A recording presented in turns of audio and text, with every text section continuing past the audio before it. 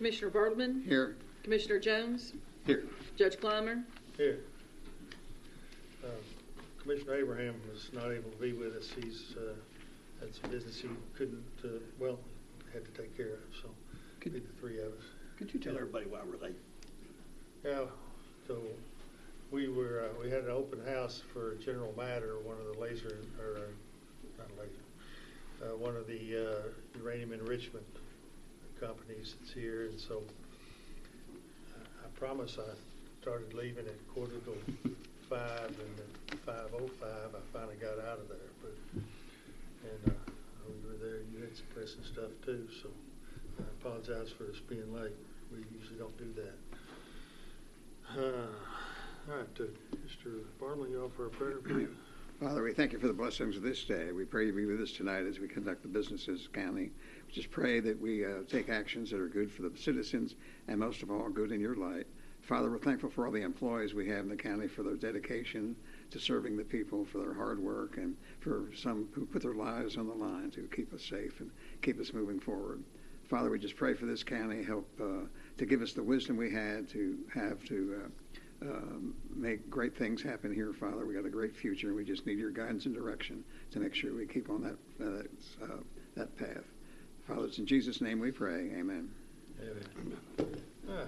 And we stand as you can and join us in the Pledge of Allegiance, please. I pledge allegiance to the flag of the United States of America and to the republic for which it stands, one nation, under God, indivisible, with liberty and justice for all. All right, consent agenda. It is ordered to approve the consent agenda for June 8th, 2026, McCracken County Fiscal Court. So moved. Second. Any discussion? All in favor, aye. Aye. Opposed, no. That carries. It is ordered that the necessary cash transfers in the amount of $425,000 be made in order to pay county bills and payroll approved June 8th, 2026. So moved. Second. Discussion? All in favor, aye. Aye. Opposed, no. That carries. It is ordered to approve the voucher claims register from May 26, 2026 to June 8, 2026 to show county bills in the amount of $763,813.49 were paid. So moved. Second. Discussion? All in favor, aye. Aye. Opposed, no. That carries. All right, for discussion of Conservation District here, Wayne, you gonna wow us tonight? Oh, about to. Yeah, I'm still Wayne Elliott. And our drills have been very busy this spring, so we've saved quite a bit of soil by people no-tilling rather than trying to work ground and sow grass. We have one of the most better scholarship applicants that we've had in several years. Her goals, and she wrote a real good introductory letter, young lady from McCracken County High School.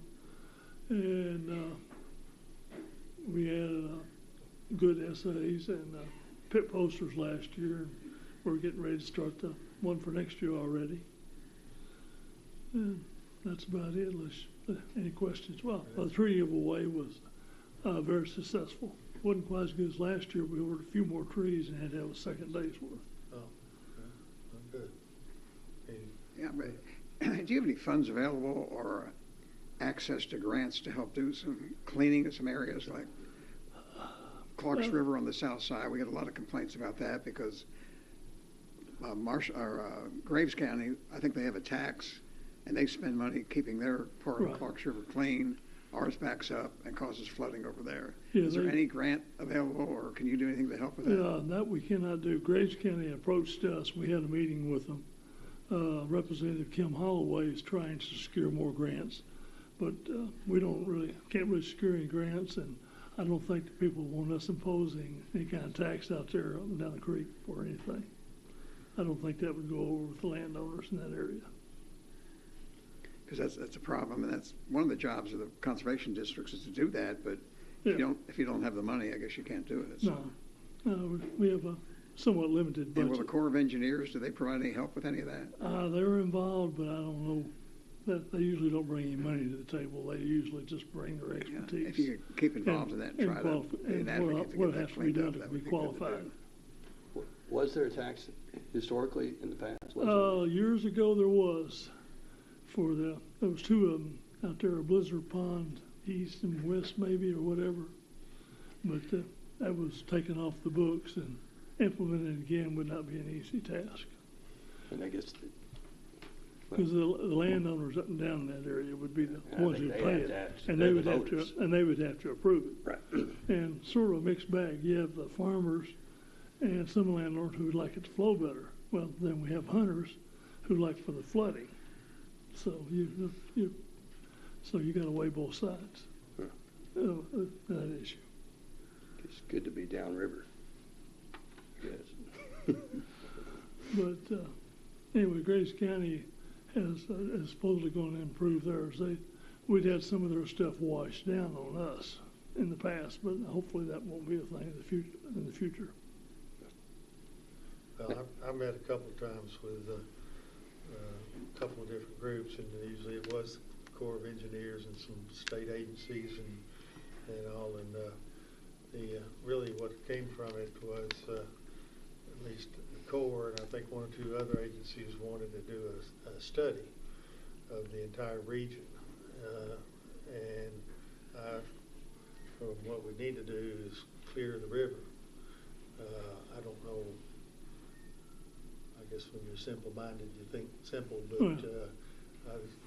we need to just clear our river. And I see, Graves believes that the blockage is now in McCracken, and of course it's backing up into Graves. And I don't know if it came from Graves to us or whatever, but we've not been able to put the resources together. And then one of the aspects was to clear Clark's River of some of the blockage. I think it was EPA and the Corps would not allow. You can try to clear the blockage, but you can't touch the Bank. the bank or the bottom. You can't dig out the channel. You can't dig and trench the channel out. Yeah. Well, I think they said they could dredge it, but you can't make contact with the bottom of the river. And so you have to float something over it, and that thing's so wild and woolly. I grew up on Clark's River, sort of, and so it's woolly up through there, and you just can't go up and down the bank with equipment. So it seemed to me the cure might be to, and there is an outfit that has a floating excavator, but you probably run an excavator. I have too, and you can't clear anything unless you got the thing anchored. Right. You start pulling on something, you're just moving your excavator. So, And if you dig the stuff out and put it on the side, if you don't burn it, yeah, or then bury the ashes, right. and you have to have the landowner's permission before you're working at that point. Yeah, it's very complicated. Unfortunately, we'll I think still try to chip away at it, see what Right. we can do. But we'll support anything worthwhile out that way. All right. But we just don't have any money to throw away. The state conservation, I think their budget was cut like $2 million this year across the state. So Yeah. that limits a lot of the grants and programs. Yeah. So how long have you held this position? Mid-90s maybe. Thank you. I couldn't tell you the exact year. All right. Well, Anything else? All right. appreciate you it, guys man. having me. Thank you. Thank you, sir. Thank you. WKCTC.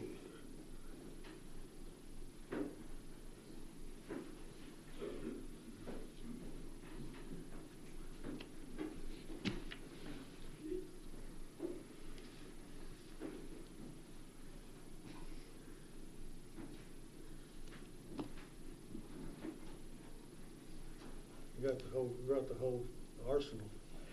I do. Brought the I'm big going guy. to introduce that group. For the audience here, we are representing the Community Scholarship Program, and it's funded through various organizations and businesses and different ones around this region.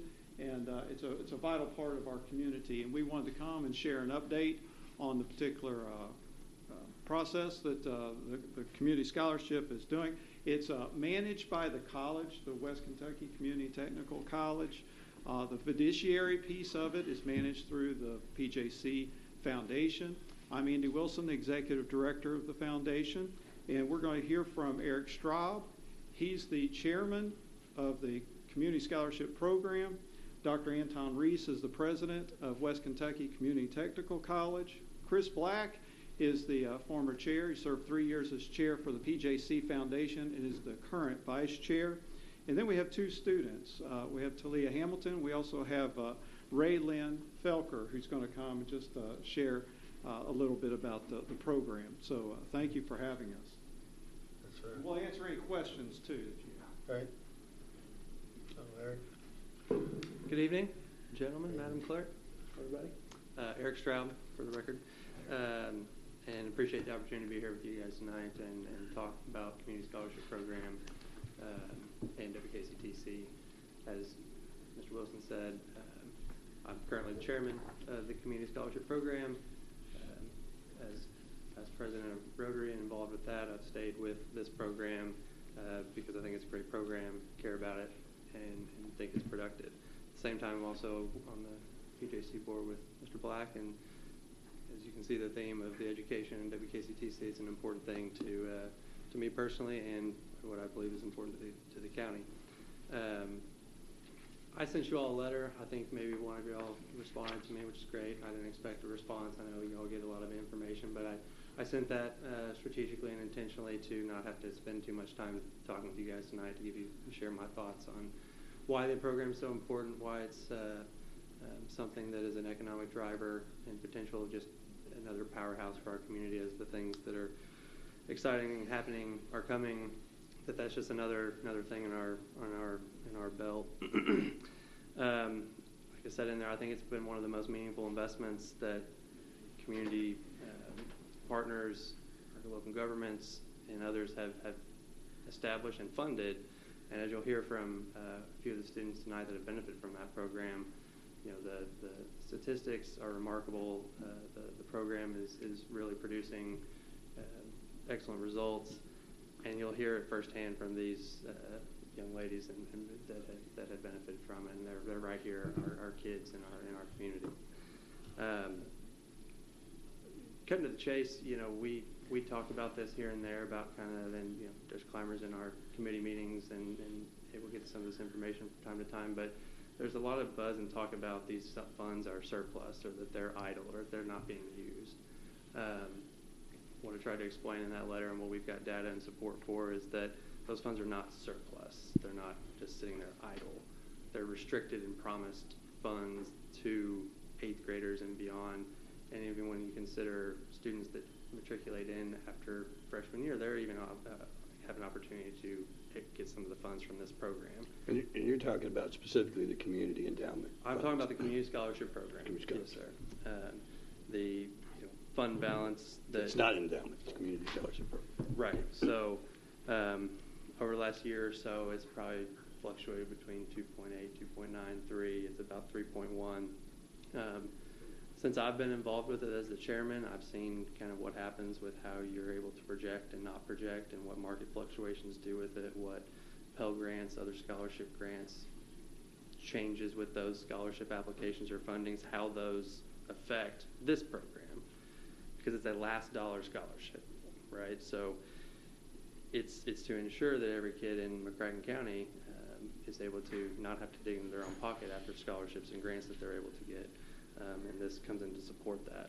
In talking with our committee over time, we have actually allocated portions of these funds to try to pay for books, to try to help out to see if there are ways to better utilize the funds to work around the auspice that, well, you're funded, you've got plenty of money. Well, we're also still trying to make promises year over year to kids in 8th grade and even before then that this is going to be there, this is available. To project out that far, we've got about that amount of money. If we stop funding, we'd pay out for 5 years, and those 8th graders that we just promised would be done. But you have a question? Well, I think I errantly used, and maybe a lot of times it does get used because there is a community endowment fund. Yours is not endowed, meaning that if the stakeholders quit giving, then there are eighth graders counting on that gift today. Exactly. Right. Right. The goal and keep working towards is to get it endowed, right? We're not there yet, but making sure that our community partners and our governments and under our MOU are operating that way so that it can be sustainable, that it does maybe come off the ledger in the future. We're just not there yet. Yeah. But Yeah. And sometimes, I mean, so this is a scholarship fund where every kid in McCracken County can go to college for 2 years. Right.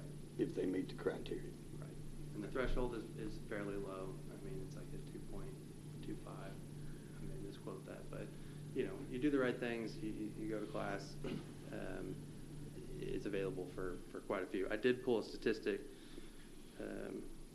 particularly for you, Eddie, but you know, what we looked at was in terms of, and I know you guys talk about this, and it makes sense on its surface, right, to look at we're contributing this amount, the city's contributing this amount, are we equal, should we be equal? I hear that, I understand that. With the way our populations exist, I think it makes perfect sense that there would be a proportionality. To further that, McCracken grads, and that's just McCracken County High School, but this program does include homeschool anybody in McCracken, but you've got about 72 to 77% of McCracken County students that are using this. So that would be like about 168 on average in each cohort compared to 16 to 21% at just the city schools. I think that captures, you know, those numbers may not be exact of those exact percentages, but it's got to be close. And so, you know, we're hoping to keep going with this discussion and having just some transparency back and forth to make sure that, you know, that you guys are comfortable and understand that the funds are being used appropriately, that they're not being used for anything but scholarships, and that to show and prove that it is continuing to work, and that if we can work and collaborate on it together, that with all these big opportunities coming, that we expand on that with more community partners to get more money to where it does come off to get a government budget at some point potentially. But it's got to come from all of us, is our opinion.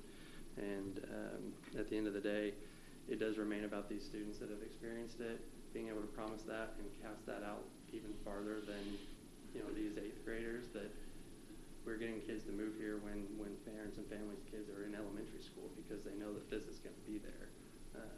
That's the goal. That's what we have to be kind of working for. And plus, it develops our workforce right here.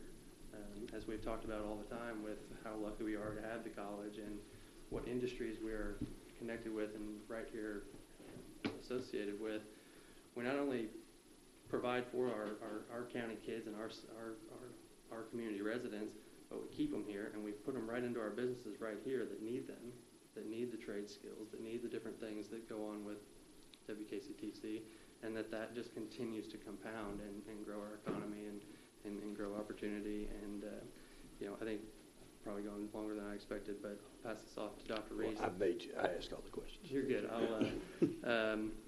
As you can tell, I mean, I care about this. I think y'all should too. I know all of you guys, and appreciate the chance to talk with you about it, and hope that we can keep talking, and that hope that, you know, that the governments also can, you know, be a little bit uniform in what we're going to do for this program, and that y'all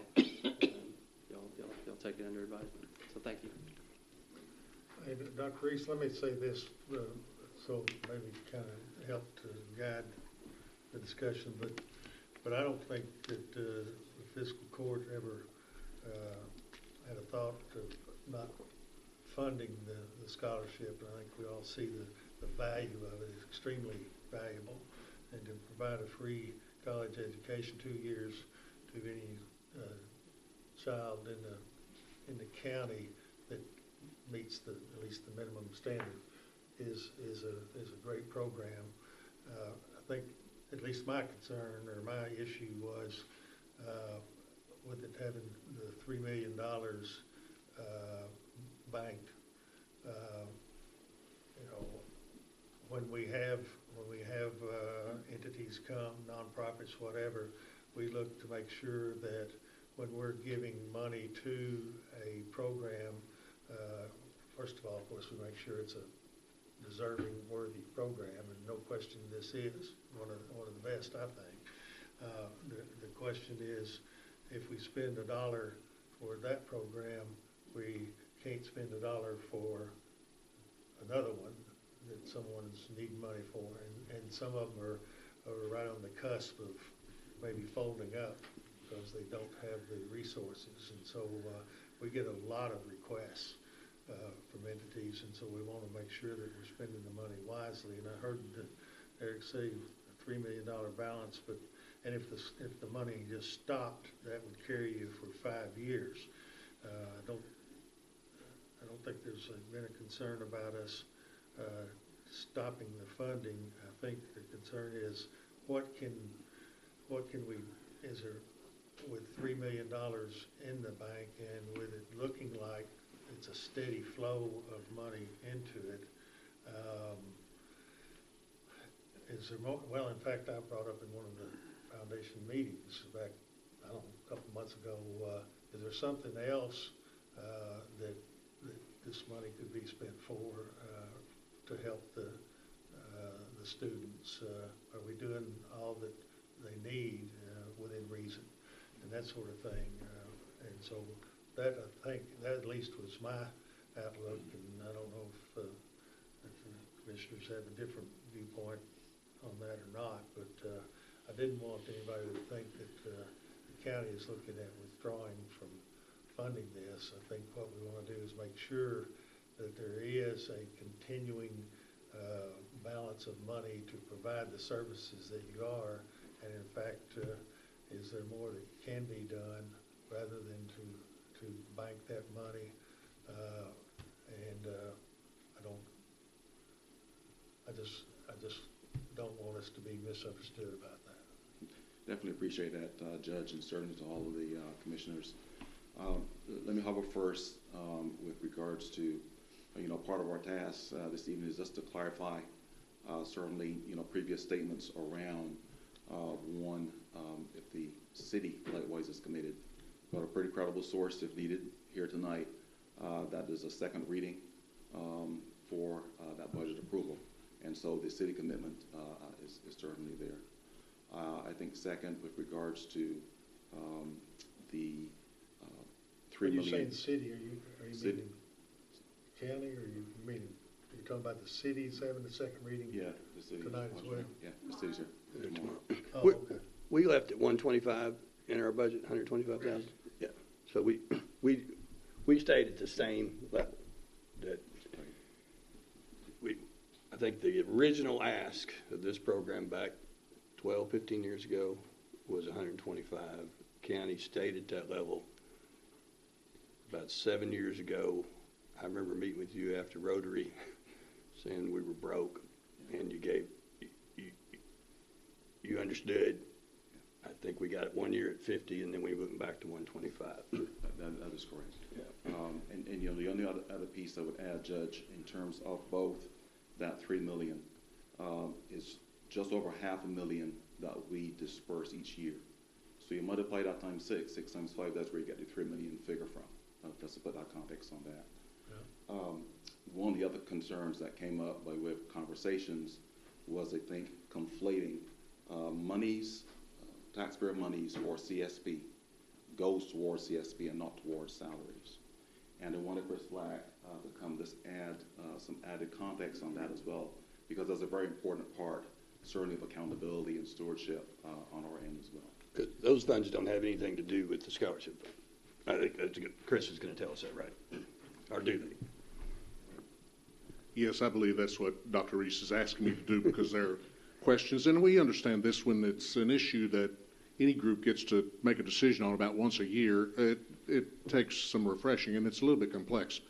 But what Eric and Dr. Reese have talked about is the Community Scholars Program. Judge, you eloquently laid out how the county has supported and over the length of time, and that supports scholarship for McCracken County children.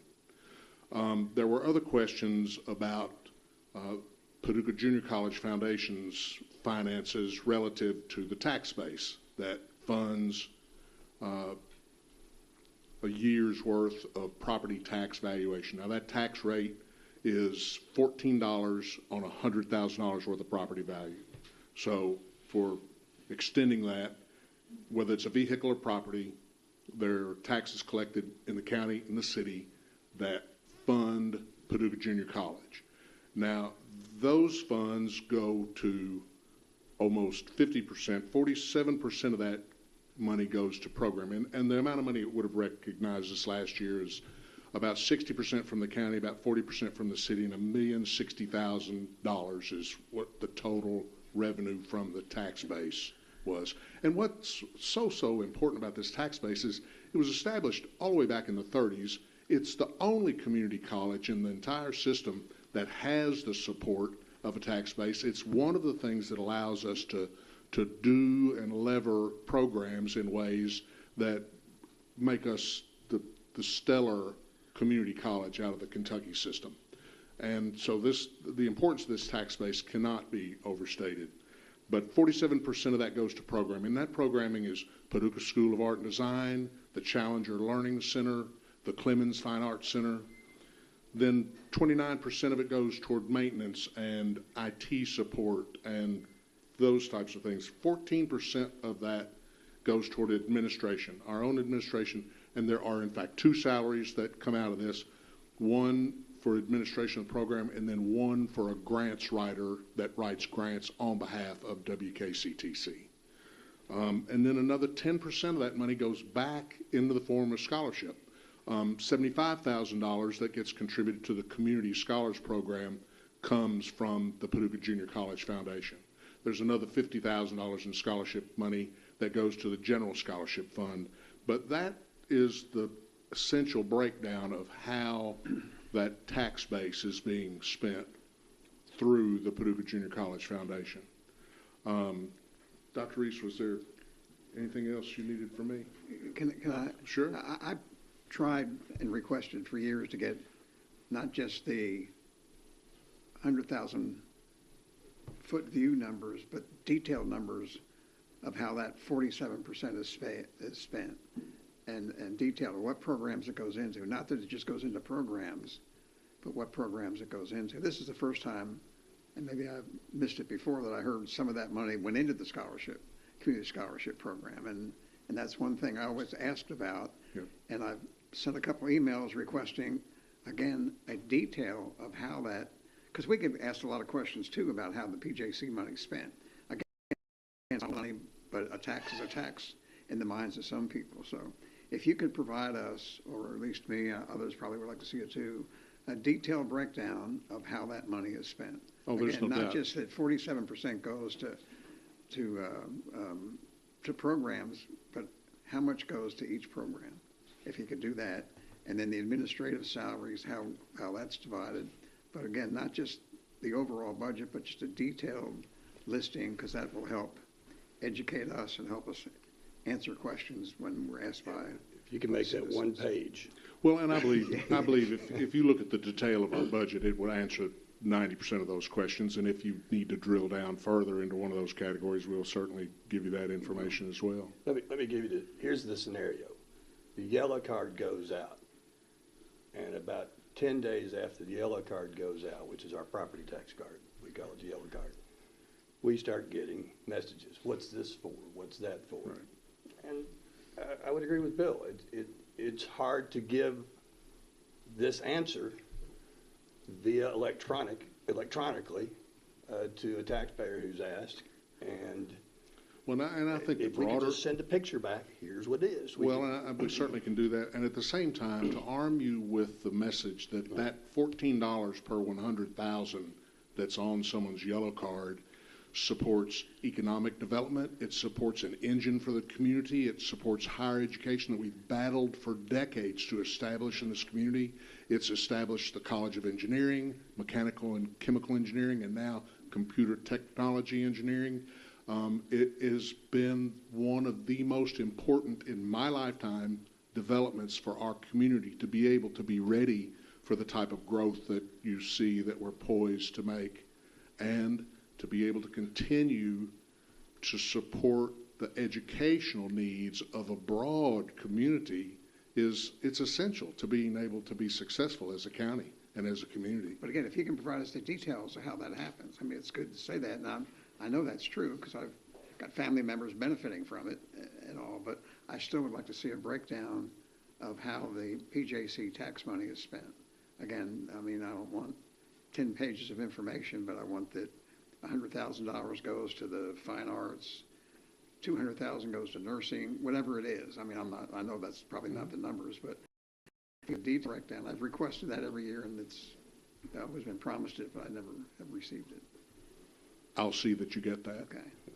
Thank you very much. I sent a couple emails the last couple of weeks. I don't know if I have a wrong email for the president or not, but I sent 2 or 3 emails in the last, since we talked at wherever we saw it, at the country club. I've sent a few emails requesting the information. I may have the wrong email address. I don't know, but I didn't get the email back, but I got no response either. And I know you would if you saw it. You would respond. We'll make sure that you get the detail that puts you in a stronger position to be able to answer the questions. Right. I understand that. Yeah. Again, I want to tell people, well, here's what it goes for. You know, if they didn't have this tax, we wouldn't have probably the nursing program, or we wouldn't have the Challenger Center. I mean, there are unique things to this community that others don't have. That when people come in and see those things, they scratch their head and say, wow, how did you do that? So, but again, it would really help us that we can answer taxpayer questions about it. Thank you. Theme of the Just to clear one thing up too is that because when I think we all read the article about pause and funding the CSP, the scholarship program, then got talked about PJC tax contributions per day. I just want to make sure it's very clear that. Well, wait a minute. You read the newspaper story, right?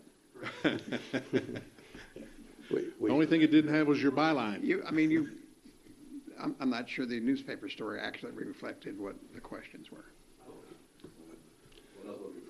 Well, and I think that these two things are mutually exclusive. Yeah.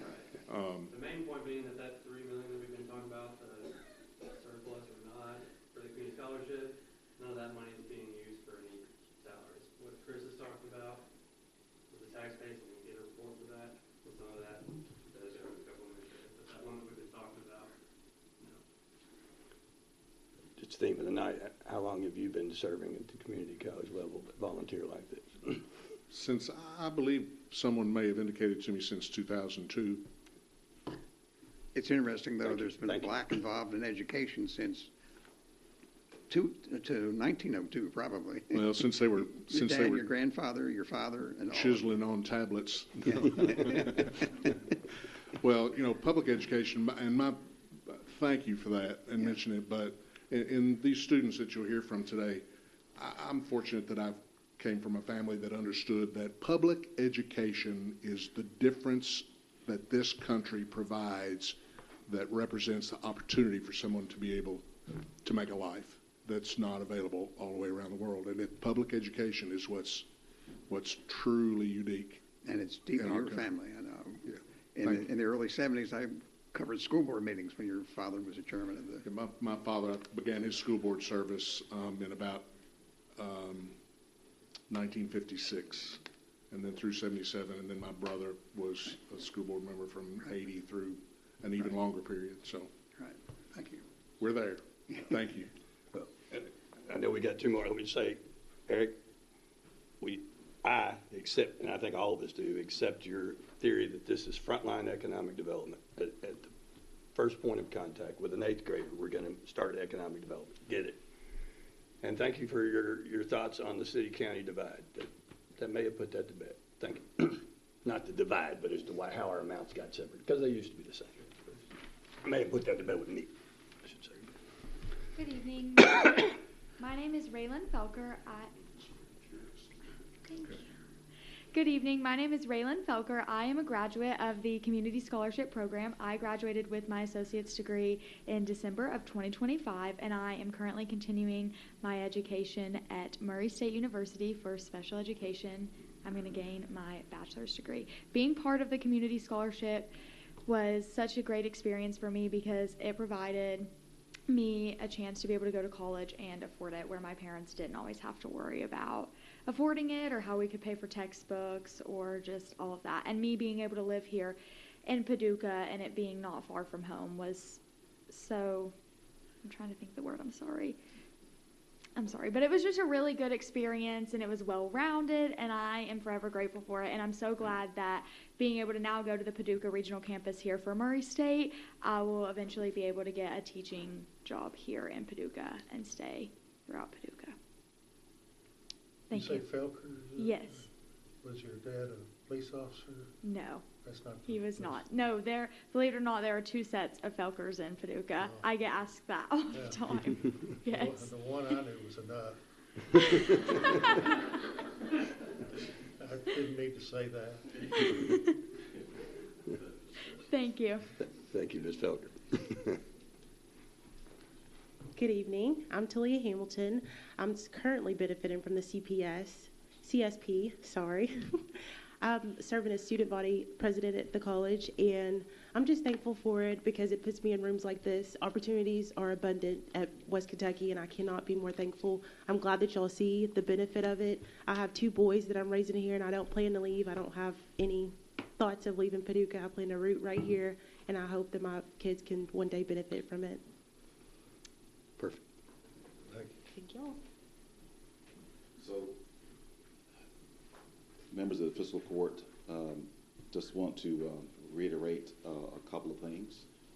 As stated tonight, Andy may have some closing pieces with the MOA, as well, part of that process. So, one, hopefully that we've clarified by both what you heard from Chris and Eric, the clarification in terms of the context of how the stewardship of CSB is very sound. We'll provide the detailed information as requested by Bill. We'll get that by end of day tomorrow, guaranteed. I'm on record. Be sure you have that. Second. Third, as importantly, within the memorandum of agreement that we have uniquely as this partnership with the city, PJC, and the county, this is usually an annual sort of ask. One of the things in the memorandum we were asking for consideration is looking at multiple years because it is a multi-year process. As you can see, we have no issues with accountability coming and certainly bearing account to the taxpayers of the county. But we believe it is equally important that that commitment to all the children, current and future, looking at being able to capitalize on this sort of opportunity. We just believe it's a very strong, clear message that we got that coordination from the key partners as the county, the city, PJC, and certainly the private donations that we have to guarantee that this unique resource as described certainly is here, henceforth moving forward. So that is my ask, certainly as the president of the college as well. Any questions or anything we may have missed? Or You track the number of students that are in the program that live within the city versus outside the city? Is that tracked at all? We did pull the data points I pulled earlier, just where they graduated, but at current of where they live within the city and county while they're going to WKCC. Yeah. I don't know that we have that. Gina's my AIR data guru, so she was saying. Yeah, a lot of that information, well, as far as program outcomes in general, we can pull in general, but a lot of it has to be suppressed because it starts getting, it is information for individuals. So when it starts getting into, we can kind of pull together, but we don't want to be potentially releasing information about them, but about a former student or somebody that's identifiable. But certainly, clearly, I think in the data produced by Gillian by way of Eric, that proportionality question is unequivocally clear, right? Be 3/4 of the beneficiaries are county, and about 20% city. And obviously, that's where we want to grow, right, to get more usage of the program. Yeah, the president wanted me to bring up that the memorandum of understanding is a memorandum that these different groups sign each year, and I've brought the memorandum if you would care to sign it. But it's the Rotary Club, Community Christian Academy, McCracken County Public Schools, Paducah Public Schools, St. Mary's School System, McCracken County Fiscal Court, City of Paducah Commission, and West Kentucky Community Technical College, and also the Paducah Junior College, Inc. So those are the ones that sign this each year, and this would be the signature for this year. Would ask that you would sign that. we're going to vote on our budget. No, I guess we're not, because we don't have four. Yes, we're not voting tonight. Okay. Is this the same agreement we sign every year? Yes, sir. No Yes. changes in it? No changes. Okay. No, I'll have it for you. I can bring it whenever you're ready. All right. What, are you gonna leave it and we'll get it back to you? It's my original. I'll leave it. I Oh, guess I can well. trust you. You can sign it right now if you want to. Who knows? What are you gonna do? You leave the clipboard, you'll get it back. With that, if there are no further questions, I want to thank you again for your support. Hey, let me ask you this. Yes. Just kind of side topic, I guess, is, and I don't know if you're prepared to talk about it or not, but I'm really, I just said we came from the General Matter open house, 2 different companies doing uranium enrichment plans to do at the DOE site. I know there's been a lot of talk about how WKCTC can play a major role in that, and training certificates and that sort of thing, not necessarily a college degree or a 4-year degree and that sort of thing. Is that still in place? And I know we'd had talks about the college was interested in if they have a piece of equipment at one of any substantial company that needs training, possibly setting up some facility or to assist in that. Yes. Is So, that going- yes, absolutely correct. So the team at the college, led by Ashley Burns, who's our original workforce point person, we've actually done meetings and tours with General Matter and Global Laser so they can see firsthand what we have to offer. So the whole range, not just at the certificate level, but certificate, diploma, 2-year, obviously our partnership with Murray State and UK Engineering. So we think we got all bases covered in terms of the range of skill sets. And so to answer your question, absolutely, we are at the table and not prepared to engage.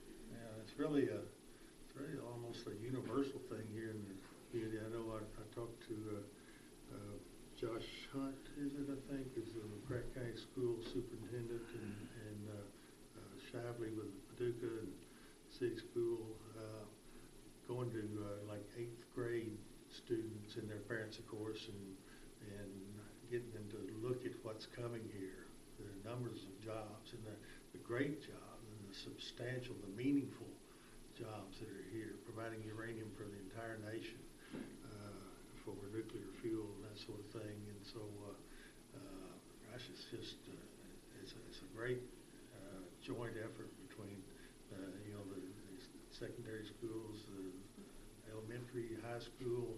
I just think it's fantastic. Thank you so much. So in the bottom of this picture you're going to send us, make sure you put the bullet, this funding has helped our community college be one of the top 10 community colleges for this many years. Give us that bragging point too.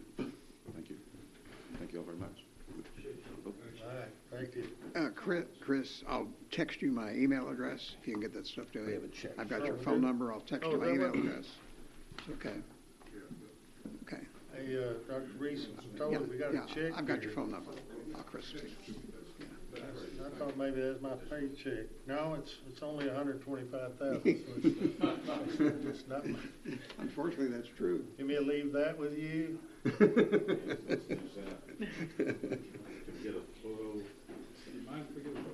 Yeah, let's get up here. We'll get a photo. I always need the photo. Make sure I get 2 next to the 2 tall.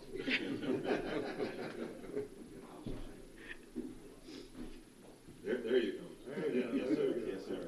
Everybody get their pictures. 1, 2, 3. One this way. Thank you so much. Thank you. Thank you. Thank you. Thank you.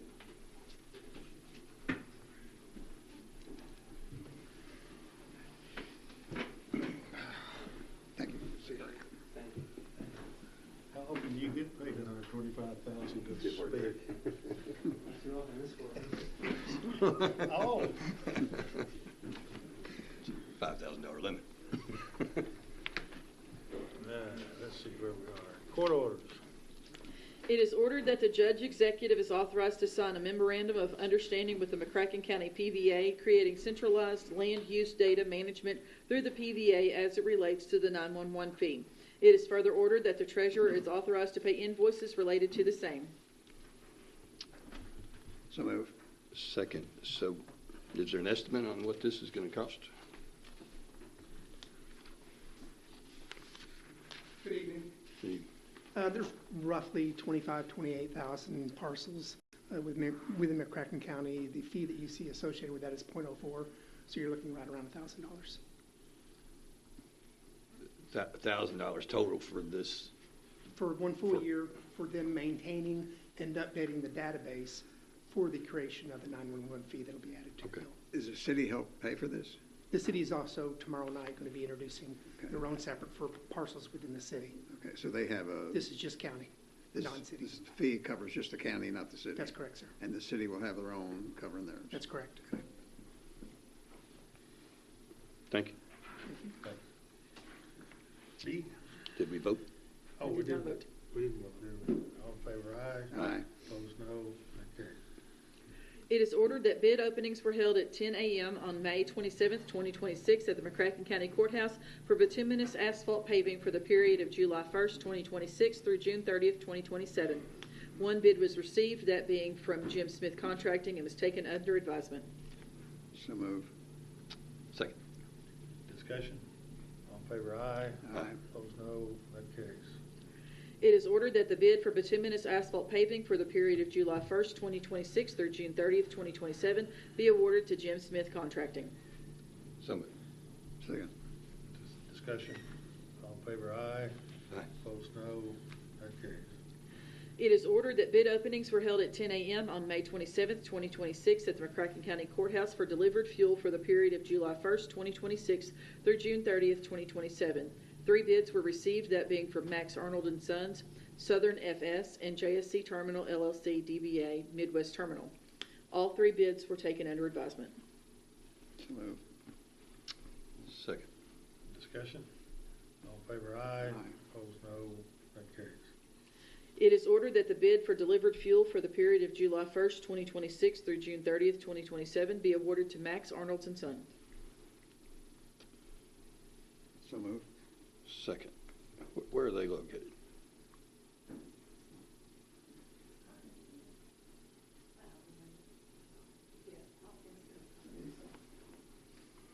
So is that just a dollar to dollar, or was there any? They were just a little, but there's no incentive for it to be local.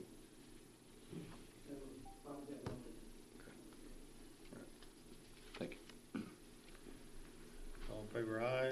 Aye. Opposed, no. That carries.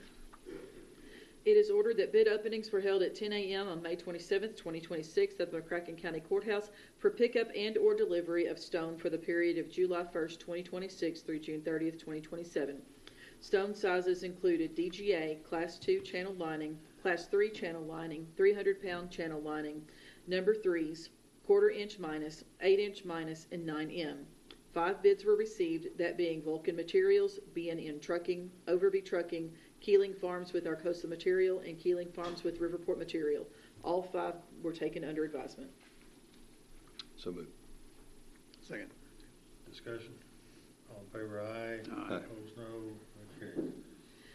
It is ordered that the bid for DGA pickup at the plant, DGA delivered, number 3s at the plant, and number 3s delivered for the period of July 1st, 2026 through June 30th, 2027 be awarded to Keeling Farms with Riverport Materials.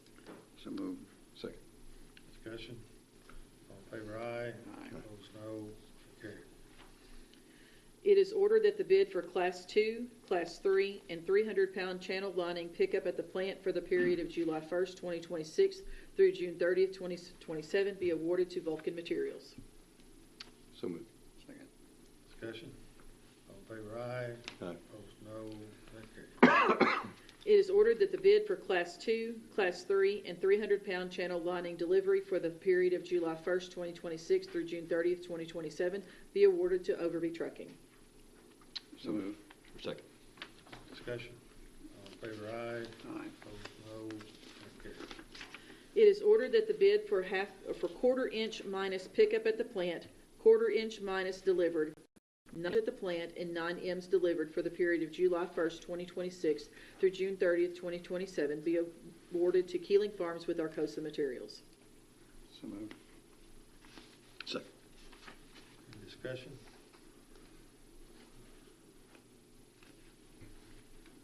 So the other one was Keeling Farms with Riverport Materials. This one's Keeling Farms with Arcosa Materials. That's right. Okay. All in favor, aye. Aye. Opposed, no. That carries. It is ordered that the bid for 8-inch minus pickup at the plant for the period of July 1st, 2026 through June 30th, 2027 be awarded to Vulcan Materials. So moved. Second. Discussion. All in favor, aye. Aye. Opposed, no. That carries. It is ordered that the bid for 8-inch minus delivery for the period of July 1st, 2026 through June 30th, 2027 be awarded to B&M Trucking. So moved. Second. Discussion. All in favor, aye. Aye. Opposed, no. That carries. Hey, Randy, what's the, I just curious. So we broke it down into what, 5 or 6 different bid awards based on the type of stone. So we bid it out for, it could be broke down in that manner, rather than we don't do just a bid for all the stone and one winning bidder. That I wanted to do it this way this year. That way we get the absolute best price for each item. And I know like the Riverport, you can't get all of those items at the Riverport, but you can get the dense grade and the number 3s there. So we're able to use that this year too. And I guess some of the stone you use very little of, and some of it use a whole lot of. Correct. We use a lot of DGA and quite a bit of channel lining. You divided those up for the first time last year, didn't you? I mean, usually it was in only 1 or 2 bids or 1 or 2 contracts, but last year is when you divided some of it up among the truckers who deliver them. Yes. Because of that. Last year we let some trucking companies haul it, and then we got the rock from the plant itself. Yeah. We did divide it up. Divided it up even more and got even. Did that work well? I know there was some concern about it. Yeah, it worked just fine. You think this year, I mean, it's not going to be too confusing to have to spin the wheel and remember which one you have to call to get. I got it. I can get it. Just don't go anywhere. Randy, I want to tell you that they're doing some paving in my subdivision, and it really looks nice. They did good work, and it's people are really, really happy with the job that was done. Right. I know we ran into a little bit of a problem, not too far from where you live, but there's a soft spot in the road after they milled it, and Smith worked with us very well. Yeah. They pulled off of it and went to another road that I had them paving, let us go in today, dig out the soft spot. Yeah. And get it fixed. And I noticed that after they did the milling. That milling really helped too to get the road down to a decent level. So I appreciate the work. I know they're doing paving all over the county too, so it's really, really good to get all that done. Well, I don't hear any complaints from anybody about our county roads. Never. Maybe I should just leave it at that. Yeah, let's leave it at that, Jeff. Your phone is probably going to, the next 10 minutes, going to light up. So. All right. How many roads do we have? 500, is that right? How many roads do we have? No, we have right around 900 county roads. Right. Some of them are very short and some are not so short, but we have right around 326 miles of roads now.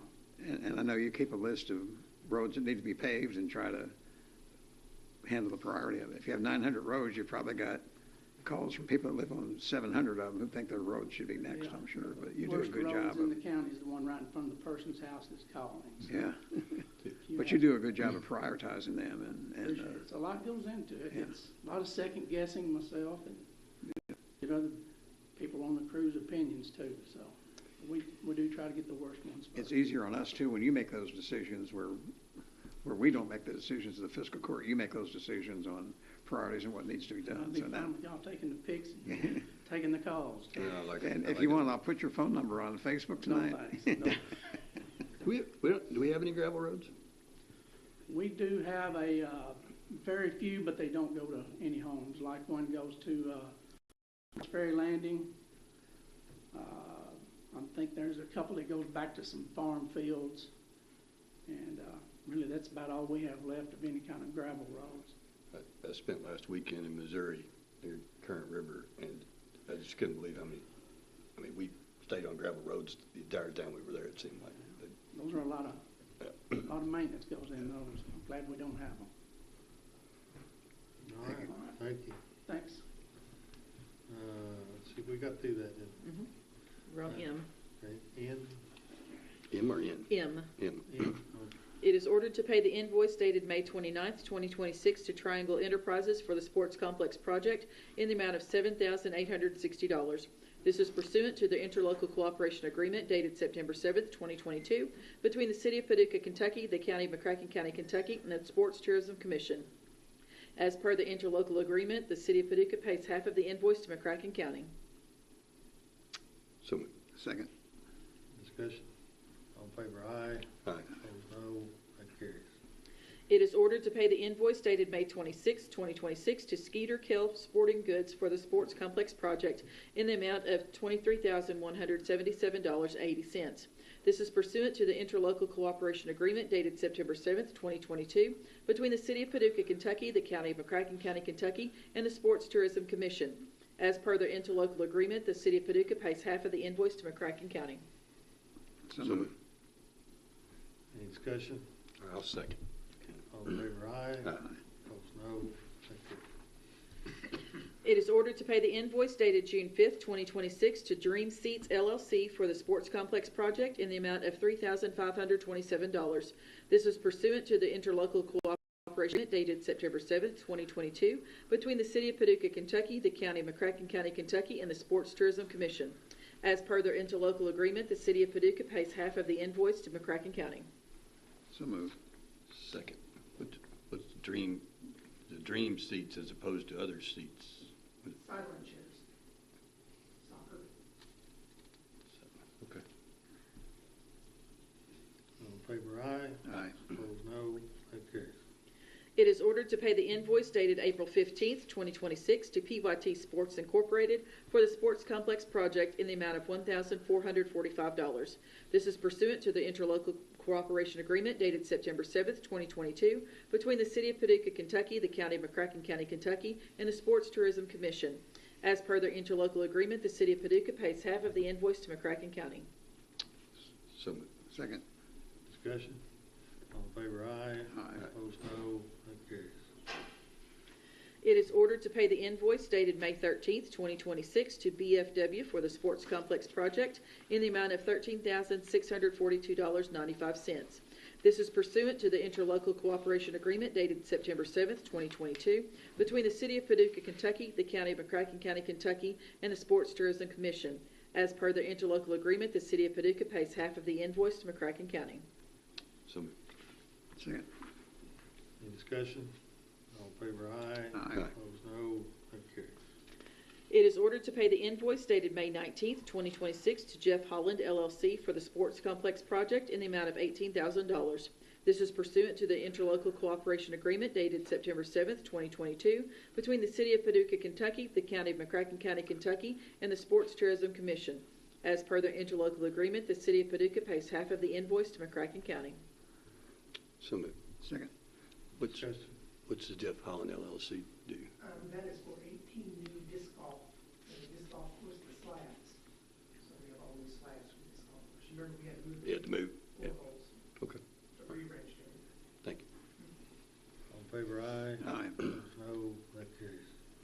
It is ordered ordered to pay the invoice dated May 28th, 2026 to True Line Roofing for the Sports Complex project in the amount of $24,255.88.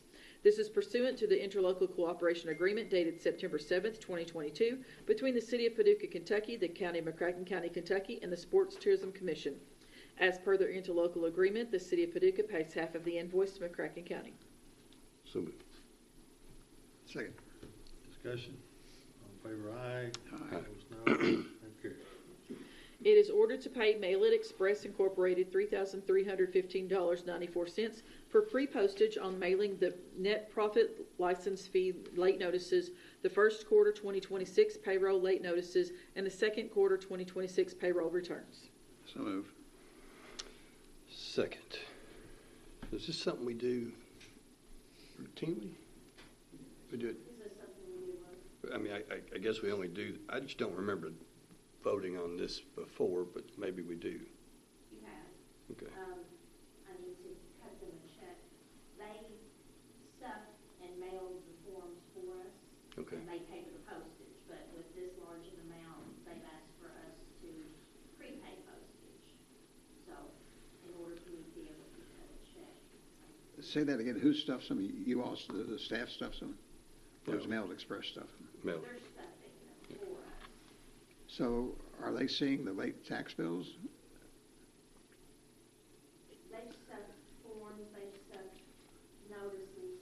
This is nothing new. They stuff these for us before. That's what their business is. So if I'm getting a late tax bill, theoretically, they could look at it and see how much before they put it in the envelope. Is the bill on there, or is it just a notice that they haven't paid? The notice is the bill. There's nothing attached to Does it have the amount that's due? I would assume it does, because otherwise they wouldn't know what to pay. I don't run these notices, so I don't know. Yeah. But I'm assuming, and they could be just, actually, they're probably just notices for non-filing. They probably don't have. That's what I was kind of thinking, it was a non-filing notice. Yeah, it's probably late notices because they haven't filed anything. Anything that they're asking for money, they're doing themselves. All right, here's the hard question.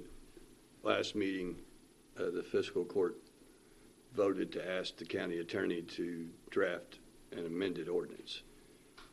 If that amended ordinance eventually becomes the ordinance, if the draft does,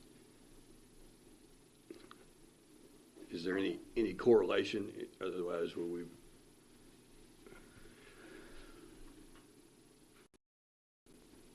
This really doesn't deal with rejected tax returns, right? This is just people who. Late notices, which Okay. means they haven't filed. Okay. We don't have a filing for them. So there's no reason not to do this because we might change an ordinance later, right? No, they still haven't filed. Right. So I wouldn't change anything. I got it. Okay. Thank you. I think I understand now. My concern. I don't think I have the concern I had a minute ago, but when you send the notice, you don't know how much the tax is going to be because they haven't filed their return. Is that right? That's correct. So you're just saying you haven't filed your return. It doesn't say you owe $5,000. It says we just have not received your return, but doesn't have any figures on it, as far as you know. Correct. And it wouldn't, because if it hadn't been filed, it wouldn't be late. So, okay, thank you. That clears up my concern. All in favor, aye. Aye. Opposed, no. That carries. It is ordered to enter into a lease agreement with Howard D. Happy Company to replace the copier at the road department. It is further ordered that the judge executive is authorized to sign all necessary documents. So moved. Second.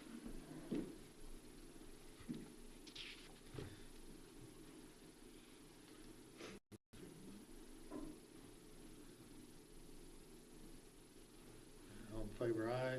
Aye. Opposed, no. That carries. It is ordered that the judge executive is authorized to execute the renewal of lease agreement PR 4202 with the Commonwealth of Kentucky for the Commonwealth Attorney office space at an annual lease amount of $44,910.12. So move. Second.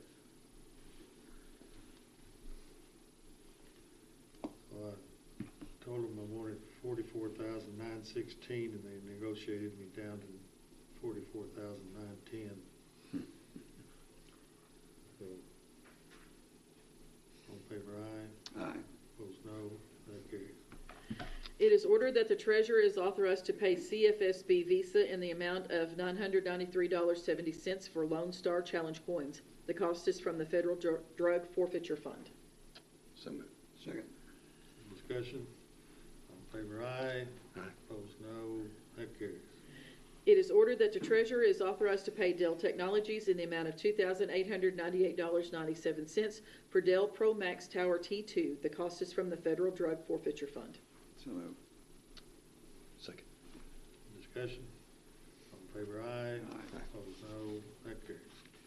It is ordered that the treasurer is authorized to pay Kaleo Technologies in the amount of $190 for deployment of the Dell Pro Max Tower T2.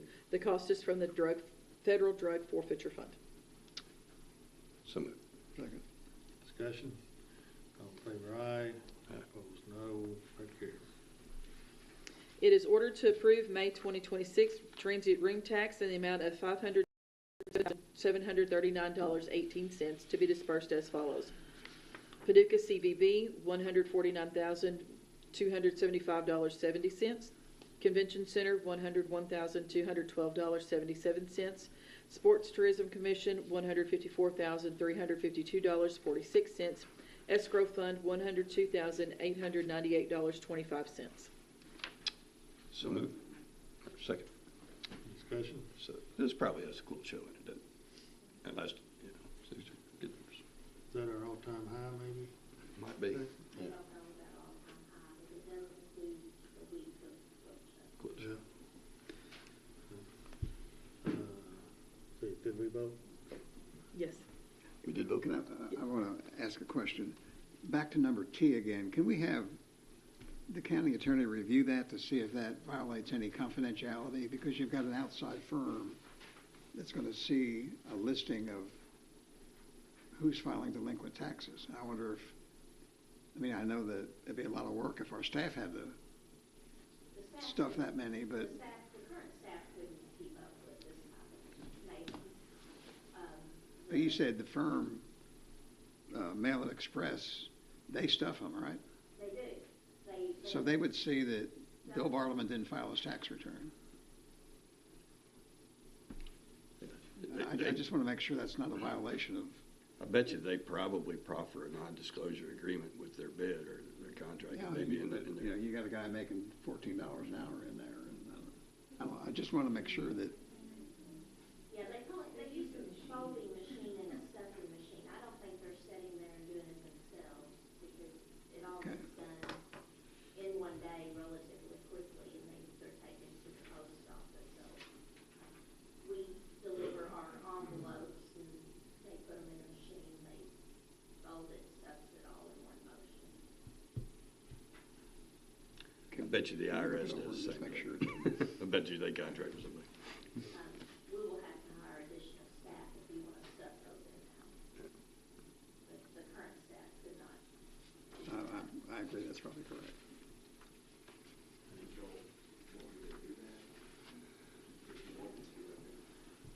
We just had a lot of questions raised recently about confidentiality, and I want to make sure that this doesn't violate any confidentiality of a private business. That, again, you've got probably some workers at this company that are going to look at that and they go home and say, man, I saw the thing today that Bill Bartleman didn't pay his taxes. I don't know. I just want to make sure, and I understand why it's done that way.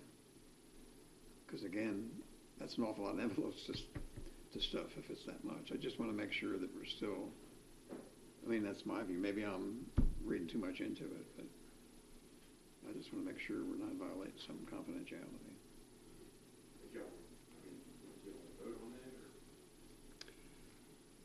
Well, Would it be satisfactory if we just have some non-disclosure agreement? Look at that, rather than do the legal research? I don't know. If you pay your taxes, you wouldn't have to worry about it. Or you aren't using yourself, you're just, you have a confidentiality agreement, but you're going to have maybe 10 employees of this company might have access to it. And how can you get a guy who's making $15 an hour? How can you be sure he's not going to? I think the I understand why non-disclosure, they do it, and it's. a non-disclosure agreement would give you the same protection that our agreement with the county employees gives us, right? I mean, it's all of, hey, we've told you this is private, don't tell it. So I think that's probably solves it. I'm glad to do that. I just didn't know if y'all were going to direct it to me through a motion without. Well, how about if we just ask them to take a look, see if there's a non-disclosure agreement? I bet you there probably is. And if there's not, then come back. I know Kate's got a lot of work, and I don't know what the research would be required to look at that. Okay. I didn't want to, I think you're, give us an email back. How about that? Okay, sir. Z? That was the, That one? Oh, Z. we have a late order. It'll be labeled AA. And we voted on Z. Yes, we voted on Okay. Oh, late order A. It is ordered to hire Desiree Womble as a part-time recording clerk for the McCracken County Clerk's Office as a rate of $16.25 per hour. So, Second. Discussion? All in favor, aye. Aye. Opposed, no. Okay. is that our new minimum? Is it? That's the current rate. That's the current. Okay. Ordinances. Second reading, ordinance 2026-05. Summary of ordinance and a notice of adoption. The Fiscal Court of the County of McCracken, Kentucky, or the county, at regular meetings held on May 11th, 2026 and May 26th, 2026, adopted an ordinance titled as follows.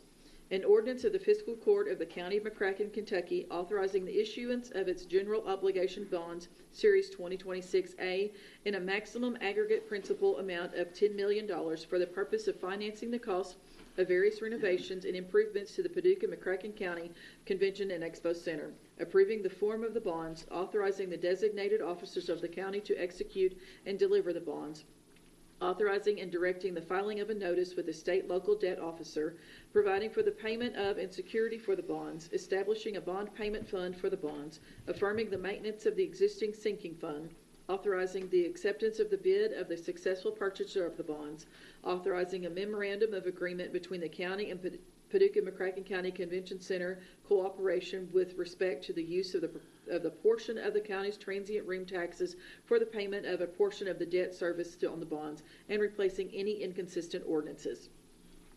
The ordinance authorizes the county to issue a series of its general obligation bonds to be designated as General Obligation Bond Series 2026A in the maximum aggregate principal amount of $10 million for the purposes of 1, financing all or a portion of the cost of the acquisition, construction, installation, and equipment of various renovations and improvements to the Paducah-McCracken County Convention and Expo Center for the benefit of the citizens of the county. 2, paying the cost of credit enhancement on the bonds, if any. And 3, paying the cost of issuance of the bonds. Provisions are made in the ordinance for the payment of the bonds and the security therefore, the application of the proceeds of the bonds, the establishment of a bond payment fund, the continuation of the county's existing sinking fund, and certain covenants of the county with respect to the bonds. The bonds will be sold at public competitive sale and shall mature or be subject to mandatory sinking fund redemption in varying amounts on August 1st of each year, commencing August 1st, 2027 through and including August 1st, 2046.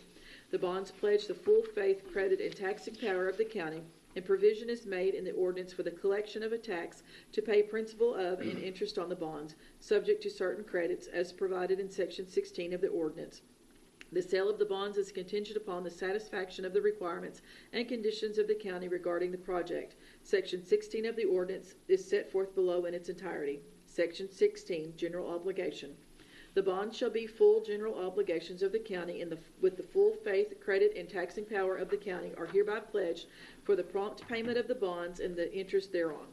During the period the bonds are outstanding, there shall be and there hereby is annually levied on all taxable property in the county, in addition to all other taxes without limitation as to rate, a direct tax in amount sufficient to pay the principal of and interest on the bonds as and when due.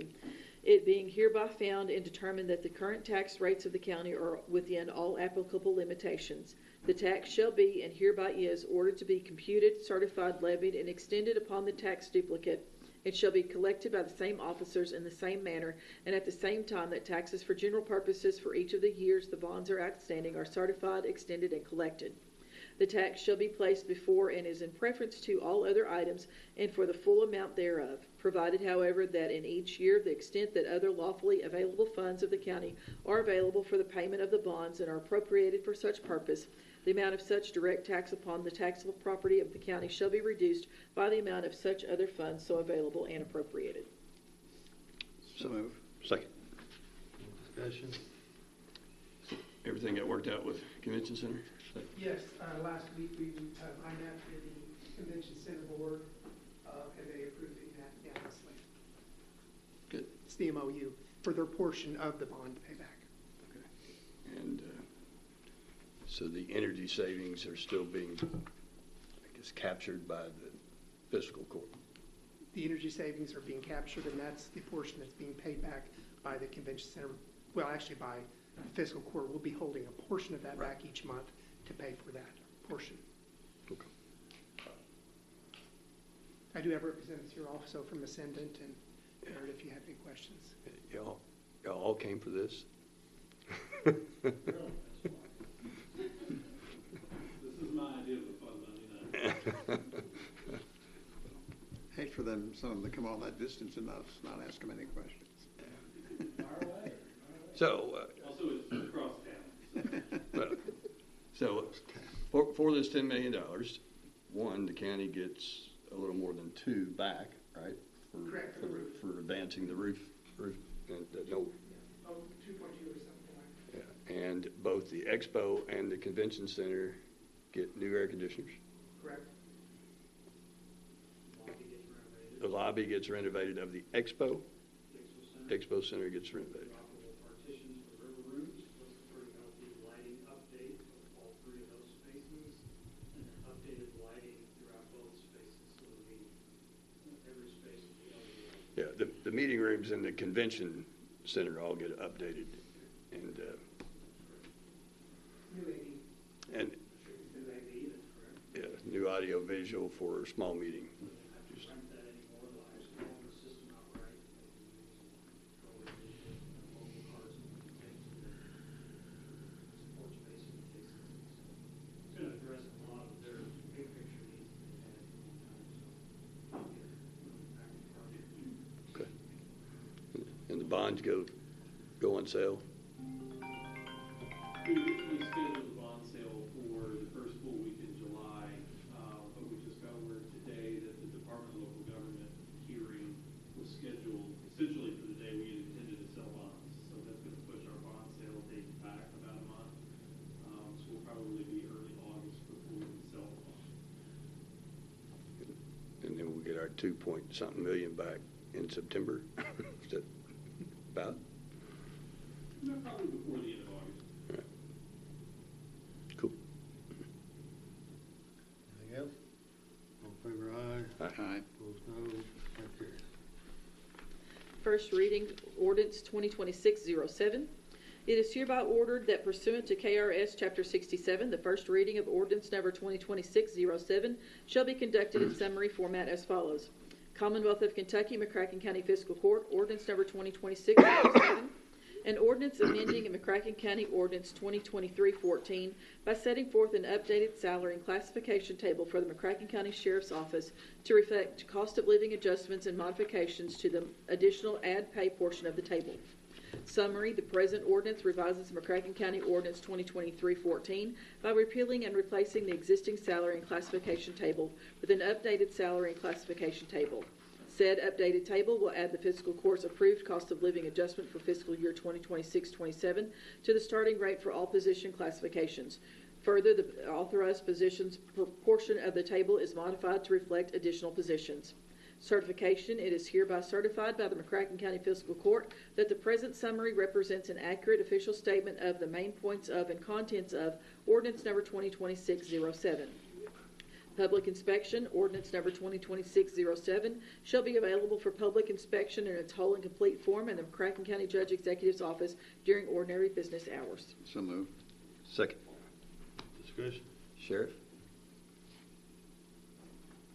This is your pay grid. I always want to make sure you're happy with the pay grid before we vote. There are a couple of things that Steve and I talked about the pay scale is good. Okay. All right. Got thumbs up. Thanks. All in favor, aye. Aye. Opposed, no. That carries. First reading ordinance 2026-08. It is hereby ordered that pursuant to KRS Chapter 67, the first reading of ordinance number 2026-08 shall be conducted in summary format as follows. Commonwealth of Kentucky, McCracken County Fiscal Court, ordinance number 2026-08. An ordinance amending McCracken County Ordinance 2022-05 by setting forth an updated salary and classification table for the McCracken County Jail to reflect cost of living adjustments. Summary. The present ordinance revises McCracken County Ordinance 2022-05 by repealing and replacing the existing salary and classification table with an updated salary and classification table. Said updated table will add the fiscal court's approved cost of living adjustments for fiscal years 2024, 2025, 25-26, and 26-27 to the starting rate for all position classifications. Certification. It is hereby certified by the McCracken County Fiscal Court that the present summary represents an accurate official statement of the main points of and contents of ordinance number 2026-08. Public inspection. Ordinance 2026-08 shall be available for public inspection in its whole and complete form in the McCracken County Judge Executive's office during ordinary business hours. So moved. Second. I've got a question. We gave them an amount of an increase above the cost of living, and this just says cost of living. You gave the jail above amount.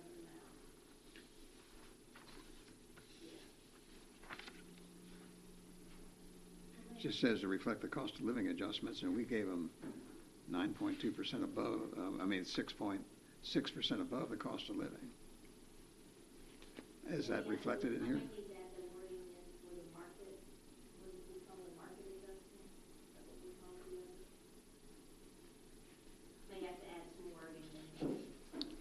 That was added to their grid. I'm just saying about cost of living, because that's what it usually is. But May have to that's add not what this says, though. wording, and the other was cost of living and market adjustment. I can split those out. It's going to be an exhibit if you don't. I'm sorry. It'll be an exhibit if you don't. So where did we approve the 6.6% increase? That was above the cost of living. It's in their ordinance, in that grid you have. But it's in there. but it's not mentioned here. I probably didn't get the wording correct in this summary. Do we need to amend this? This is first reading of the summary. Well, it does say in the summary, present ordinance revises McCracken County Ordinance 2022-05 by repealing and replacing the existing salary and classification table with an updated salary and classification table. I think what it needs is, it says said updated table will add the fiscal court's approved cost of living adjustments. And then do we need then to add salary update? Or I don't know what the word would be. I believe, didn't we call it? I just want to make sure we do it right. Market adjustment or market? Salary market adjustment. That's what I believe we called it in the order when we passed it. Yeah. So that's the same wording I would use. So we'll, In the one for the sheriff, though, we made sure we included their increase above the cost of living. The grids are correct. The increase is in there. It would just be the wording in this summary that might need to be tweaked to reflect. Well, we'll have a second reading anyway. We can fix it if we need to. Okay. We'll have a second reading and we'll change that word. okay. And the jailer's happy with the grid? Okay. Cool. Okay. All right. Then with that, other questions about that? Yeah, we don't vote on that. That's right. We don't vote on first readings. So. Right. First reading, ordinance 2026-09. It is hereby ordered that pursuant to KRS Chapter 67, the first reading of ordinance number 2026-09 shall be conducted in summary format as follows. Commonwealth of Kentucky, McCracken County Fiscal Court, ordinance number 2026-09. An ordinance amending McCracken County Ordinance 2025-09 by setting forth an updated salary and classification table for the McCracken County Clerk's Office to reflect cost of living adjustments and modifications to the additional ad pay portion of the table. Summary, the present ordinance revises McCracken County Ordinance 2025-09 by repealing and replacing the existing salary and classification table with an updated salary and classification table. Said updated table will add the fiscal court's approved cost of living adjustments for fiscal years 25-26 and 26-27 to the starting rate for all position classifications. Further, the authorized positions portion of the table is modified to reflect a new position for PRN tax specialist and one less position for co-op student. Certification, it is hereby certified by the McCracken County Fiscal Court that the present summary represents an accurate official statement of the main points of and contents of ordinance number 2026-09. Public inspection, ordinance number 2026-09 shall be available for public inspection in its whole and complete form in the McCracken County Judge Executive's office during ordinary business hours. Motion. Second. Discussion. Madam Clerk, I think I saw you're happy with your grid. All right. Thank you. I'm sorry? Thank you. Okay. All in favor, aye. Aye. Opposed, no. That carries. That's the first reading. Yes. Yeah, we don't vote on that. Okay. First reading, ordinance 2026-10. It is hereby ordered that pursuant to KRS 7, the public reading of ordinance number 2026-10 shall be conducted in summary format as follows.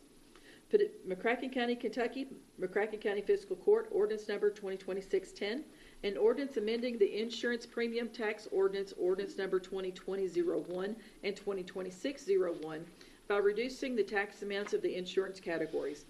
Summary, the action taken in the present ordinance is authorized by KRS 91A.080 and operates to amend the insurance premium tax ordinance, McCracken County Ordinance 2020-01 and 2026-01. This ordinance reduces the tax on premiums received by insurance companies for all insurance categories from the current rates to 4.45% with an effective date of July 1st, 2027. The reduction of this tax is a result of McCracken County now being in a sound financial position and the fiscal court's determination to take measured action to reduce the tax burden on McCracken County residents and businesses whenever practical and always in accord with principles of sound fiscal management. Certification, it is hereby certified by the McCracken County Fiscal Court that the present summary represents an accurate official statement of the main points of and contents of ordinance number 2026-10. Public inspection, ordinance number 2026-10 shall be available for public inspection in its whole and complete form in the McCracken County Judge Executive's office during ordinary business hours. So moved. Second. Discussion. This represents the 9.2% reduction that we promised a couple months ago. And it's also, unfortunately, has to be delayed till July 1st of 2027 because of the way the state notifies insurance companies of the tax rates. I also looked at a summary of all the counties that have insurance tax, and we're just below the middle of the rates of tax. So I think the average was somewhere close to 5, and we're below that now. So again, I think this is the second step, and hopefully, as the judge so eloquently tells us many times, that we're on the verge of great things happening here with a lot more tax revenue coming in. So hopefully this is the second of many reductions in that tax. And what will the new rate be? 4.45. Thank you. On all those insurance.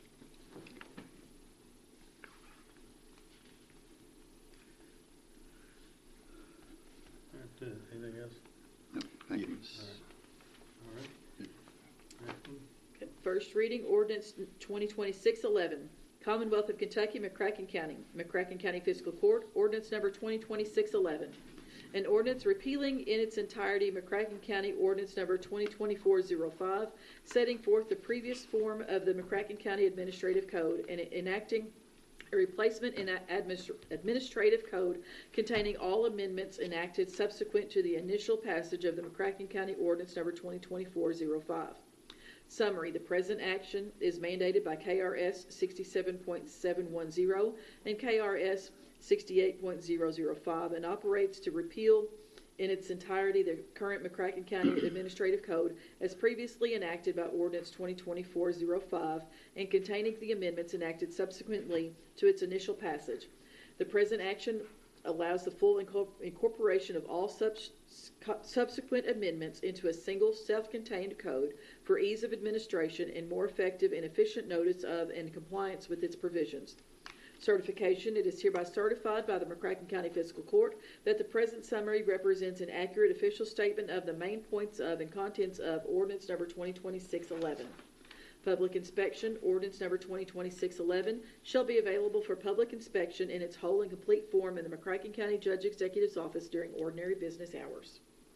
So move. Second. So this is obviously the first reading. Do we have to do the second reading on this before June 30th? Or do we just have to?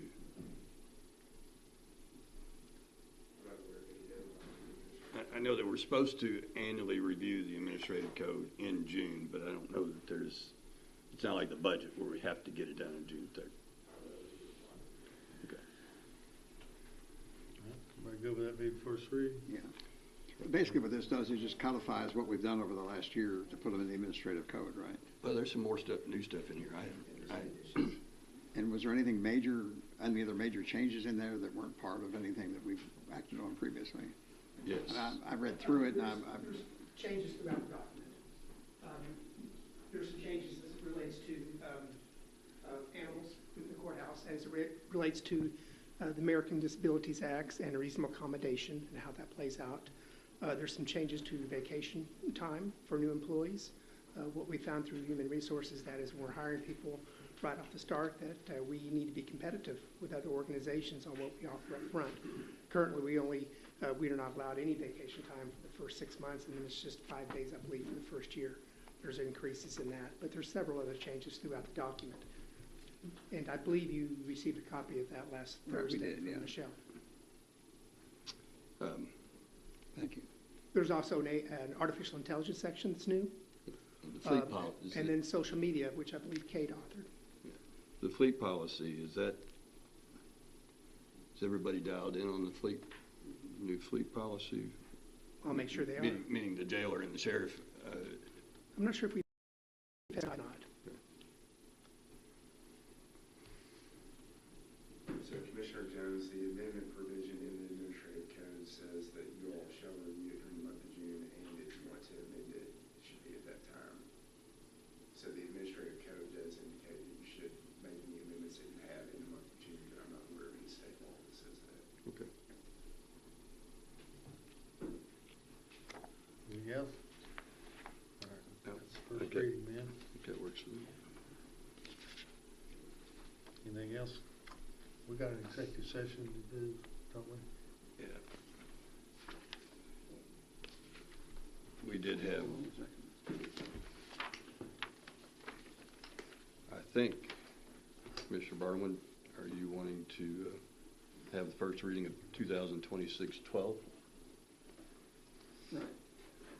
Yeah, you're talking about the revisions to the tax. The business license tax? Yes. Yeah, I think we ought to do the first reading, and then we'll have 2 weeks for it to be tweaked and changed any way it needs to be. It sounded like a motion. Yeah. If we could, do you want to read that, or you read it? Or? I guess motion to have the clerk read it, and I'll second it. Okay. I guess there needs to be a vote on that if if you want. There's a motion and a second for that ordinance to be, we don't have Commissioner Abraham here. Did we send out did Dennis prepare us some information about? We'll have 2 weeks to make changes if we need to. Do we need the county attorney to explain his recommendation, do you think, Commissioner Jones? Well, I think procedurally that we should vote on whether to, because it's not on the agenda, so we should vote on whether to have it read first. If that passes, the clerk reads it first. And then So we had the motion second to... And if the chair wants there to be discussion, the chair, or I guess we could vote on discussion, but That's correct. If you all would like to have a discussion about it, you could make a motion to introduce the ordinance. And then we could talk about it, and then if you all want to proceed with the first reading. I'll make that motion. all right, and I'll second. Okay. And does it require, so it's the first reading of the ordinance. We have 3 of the 4 bodies that make up the fiscal court. Is that sufficient? What do we have To pass an ordinance, it would not, but to introduce it and have a first reading, it is. How many votes does it take to do that, to have it as the first reading? It's a general action of the fiscal court to introduce an ordinance, so it would be a majority of the quorum. The quorum of the fiscal court is 3, so the majority of the quorum is 2 out of the 3. Okay. But that would not be sufficient to pass an ordinance. An ordinance requires 2 readings to be passed. So if you all do want to introduce it for a first reading, you can do so. The problem it sounds like we might run into is if we do want Dennis to make amendments to it, I'm not sure how we would get those back before you all before its final passage. So just logistically, to make sure we're all on the same page there, if y'all have the first reading tonight, Dennis would get the draft, or excuse me, the first version, and then am I just supposed to incorporate everything he says or bring it back to you all? Yeah, I think what we accomplished in the first readings tonight is that the public knows that there's been a first reading tonight.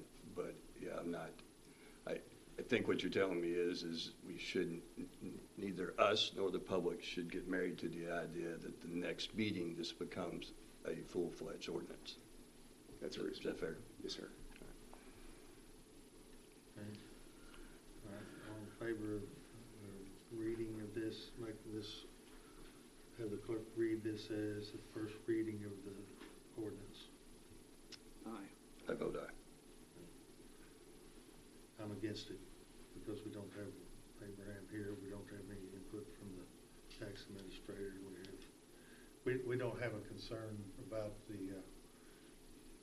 did have our treasurer say that it's essential that we have the form, Schedule 1 is essential to capture these other schedules and bring them all together, as I understand it. If that, and I don't know if the majority of the quorum will agree to that or not. That's not substantial enough change if it were to be done to disallow this as the first reading. I don't believe so, Judge. If that's what the fiscal court votes to add that, I think by setting forth the amendment in full, we can add that. But doesn't B3 of the ordinance address the 1040?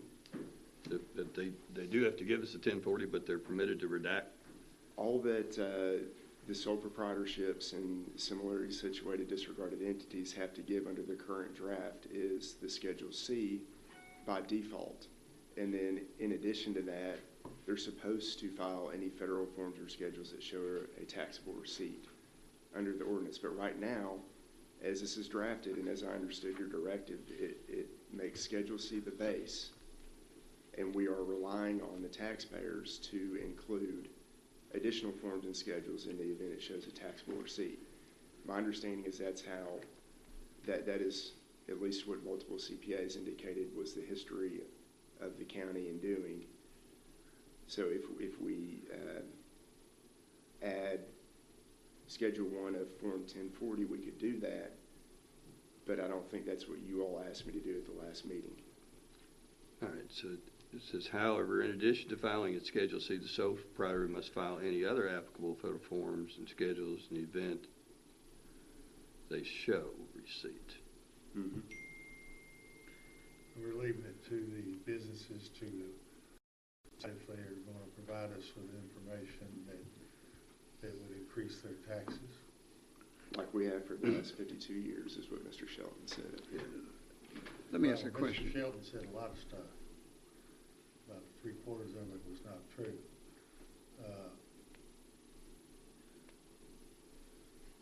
The thing for during the entirety of this, we just allowed the businesses to send us what they believed we needed.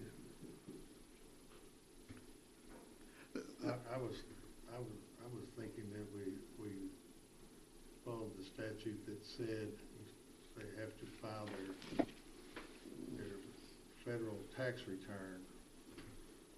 However, because we didn't have a tax administrator, because we were polled, as we've talked about forever and ever, we didn't have anybody to go back and examine and verify those reports, those filings.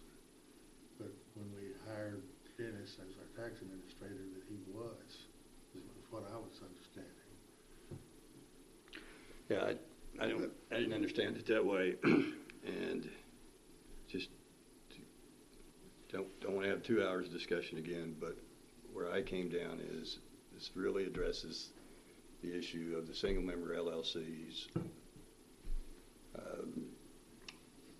and that who are disregarded entities with regard to the IRS filings, and what that I believe that means is because their income is a pass-through, they report their income on a Schedule C, D, E, maybe an F with their federal filing.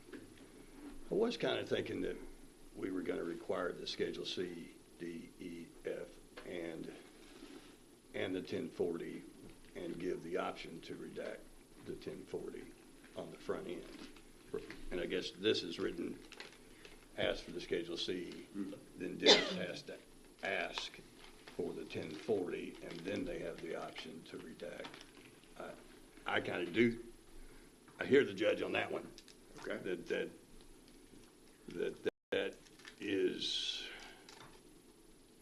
yeah, that's asking Dennis to take it. That's creating a step in his life that I think we could eliminate, and I think taxpayers would be fine with eliminating if they knew they could redact the 1040. Some may not care, some may, but if they do want to. But in any event, it does immediately eliminate the need of somebody having to give the personal detail of their investments because their wife or spouse or husband owns a single member LLC that really, we heard some examples of a $34 tax, and as a result, now there's a 400-page filing of an entire personal income. And I'm looking to, I think we should eliminate that, because let's go back to if you study this, and I've spent 2 weeks, not all 2 weeks, but I've studied it. Why did the IRS decide to disregard entities? What was the reason for that? And the reason for that is because they didn't want the extra work of the extra business entity filing. So how does that then end up resulting in, so the government says, no, I don't want you to do something at the federal level because it'll be easier on me, but then we end up making it harder at the local level. And so that's where I have the problem, and I'm trying to use my vote to craft a policy that I don't want to make the tax administration's job an automatic two-step. And it sounds like it could make this an automatic two-step. I don't want that. But I want to create a policy that allows the taxpayer to know that we're only collecting the information we need. As I read through this, again, I'm not a tax expert, but the major change is in sole proprietorships. Is that correct? The main what? The main change is in sole proprietorships. They don't have to submit the entire return. They've got to submit their Schedule C, documents that support Schedule C, and they don't have to report their entire tax return that has voluminous information on it that is not needed to determine what's owed the county. Yes, But if it's a business that files it, it's not a sole proprietorship that they're filing as the ABC Corporation. They still have to file their entire return. Is that correct? Yeah, this does not affect. So it doesn't really change that. The only one that changes is that if the judge's wife has a small business that makes $10,000 a year, she would only have to file the Schedule C and documents related to that $10,000.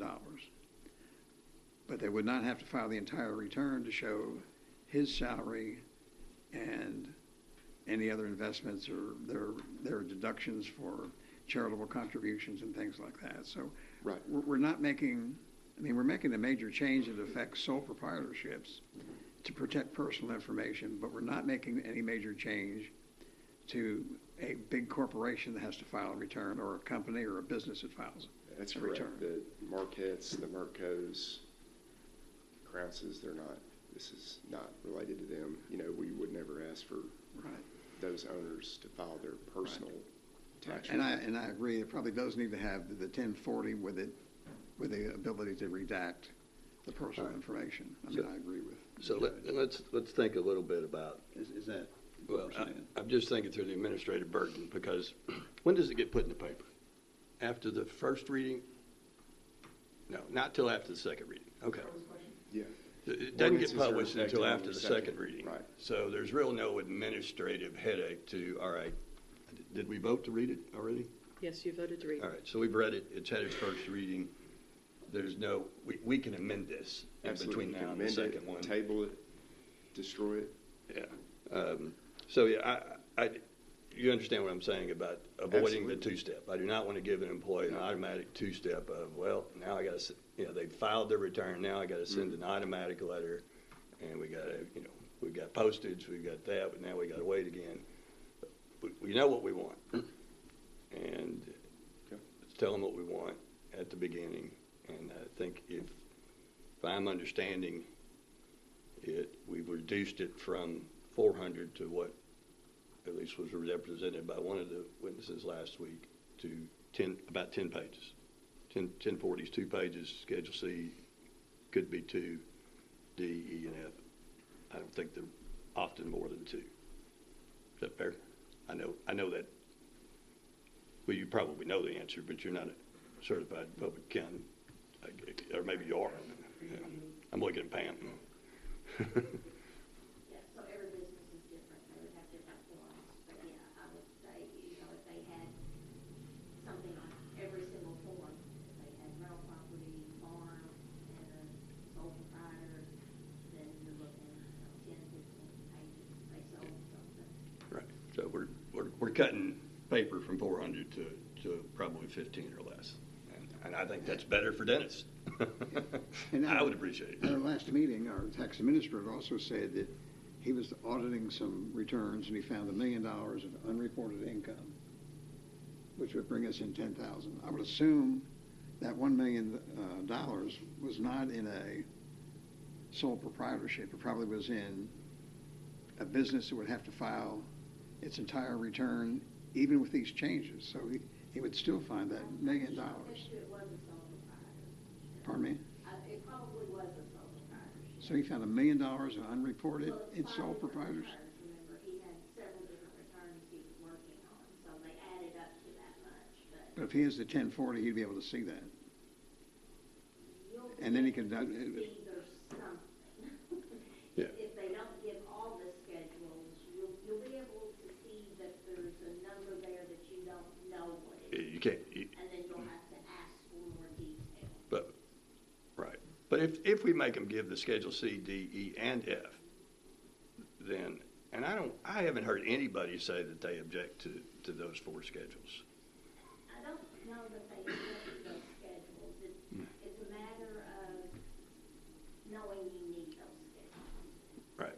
Right. If they just give you a Schedule C and lo and behold, they have rental property that you never knew they had. Right. And that's on the Schedule E. Yeah. Yeah. Then you don't know to ask for that unless you get the 1040 or that Schedule 1. The Schedule 1 ties all those schedules together. I brought a copy if you'd like to see. Okay. Yes, I would. Thank you. And so I think that's important from a taxpayer standpoint. I don't want to deal with the local tax administrator more than once. I want to get it right the first time. I don't want him calling me asking me for more, because that's going to cost me more money with my accounting. So you call it Schedule 1, I call it 1040. Those are synonyms, aren't they? No, they are not. There are pages 1 and 2 of the 1040, and then there's a Schedule 1 behind that. That's the Schedule 1. Okay, yeah. Yeah, all I right. think we don't have a problem with that. Yeah, I mean, as long as everybody can redact what they want, so. Yeah, you just can't redact, like. Well, I don't mean what they want. Something Right. on the income line. Right. But you can redact your charitable deductions, your bank interest, things that are, and we could probably outline, here are the things you can redact if we wanted to, and maybe you did. Permitted redactions, 1040. Well, I guess you did leave it up to their judgment a little bit in B3. I think that it could be with a little, and frankly, I'm about worn out talking about it, and I guess maybe all of us are really. It's, generally when I'm trying to decide something, I know more about it than I do with any of this stuff. And that's part of the frustration. None of us are tax experts. That's why I wanted really the input from our tax administrator, who is a tax expert, and from our treasurer, who says that the Schedule 1 ties this all together. But it seems to me that, and I think maybe where we're headed is, if we were to, of course I'm say hung up, but I want to follow the state statute where it says they got to file their state return, their federal tax return. We're not doing that. You get a picture where I'm not touching my face. But if we were to define, it's less objectionable to me to require them to file their federal tax form, but us define it as less than what the whole packet is that goes to the feds. And that perhaps that could be the 1040, the Schedule 1, and these other schedules. Right. And then we don't have 5-6 paragraphs of saying this and that. It seems like we could cut probably half the verbiage out of the thing and maybe get to where we need to be. That may be true. But I will say this, so that statute says the business entity shall file its tax return. Mm-hmm. And that's my whole point, is that in 1998, the IRS said we no longer want these entities to file their own tax return. It's too hard on us. We're going to create disregarded entities. And I just don't think that should then turn out to, all right, if the entity actually did do its tax return, it would probably be about 10 pages, as opposed to now it's a disregarded entity, it's got to give the whole 400 pages of the personal income tax, which I think makes it more expensive, and they got to disclose more than they normally would, and it creates storage and privacy problems on our end that I don't think we want. So. Well, if we step back just a second, what's driving all this, of course, is the fact that the people who appear to testify to this don't trust our people that does our tax returns. One of them was honest enough to say that. The others came in with, one came in with what it said was a 400-page individual tax return. I don't know, is there somebody that has a 400-page individual tax return? Maybe there is. Oh, yeah, I assure you there are. Okay. I mean, all right. You know and I don't. I'm not an expert, but I know mine's that thick, and I don't know that I read it. I just sign it and write a check. But so to me, just the federal tax return is what you sent to the government when they said file your tax return. But if we wanted to amend that or change that definition to it being the 1040, Pam's insisting that the Schedule 1 is what ties these other schedules together rather. We can at least give some service to that, but it just strikes me wrong to have people who say that we don't object to our people, our employees reviewing somebody's federal tax return. We don't object to the state reviewing it, but when it comes to the county, we don't trust the county folks. Well, and that's what is the driver of all this. And so our state, our county employees who do this can be imprisoned for up to a year in jail for each violation and $1,000 fine. That would seem to me to give some motivation for them not to tell me at Walmart, hey, I saw so-and-so's return, and by God, he didn't even give anything to charity or whatever. I promise you, we just came from a big gathering. Mm-hmm. I had 2 conversations with people who had intelligent, articulate concerns about this change in the policy. And the only way I avoid those conversations right now is if I don't go anywhere. Anywhere I go, I'm approached with those. So this is something that is important to a lot of people in our community, which is why I felt that they need to hear that we're working toward the sausage. Madam Treasurer is, in my opinion, made a good point. Schedule 1 does kind of tie it all together. What's it? Big Lebowski. The rug brings the room together. So.